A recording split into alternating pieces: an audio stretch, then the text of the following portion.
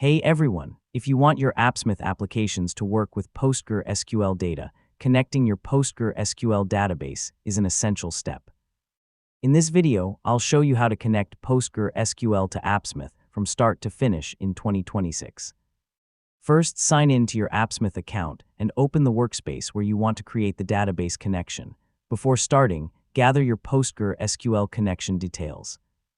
You'll typically need the database host address, port number, database name, username, and password. Appsmith will attempt to communicate with the PostgreSQL server and verify that the connection details are valid. If the connection test succeeds, save the data source.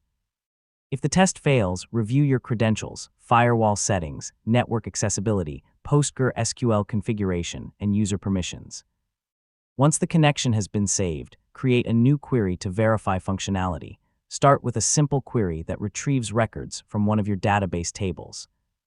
Execute the query and examine the returned results. And that's how to connect PostgreSQL to Appsmith in 2026. With a properly configured PostgreSQL connection, you can build powerful data-driven applications that interact directly with your business information in real time. Thanks for watching, and I'll see you in the next tutorial.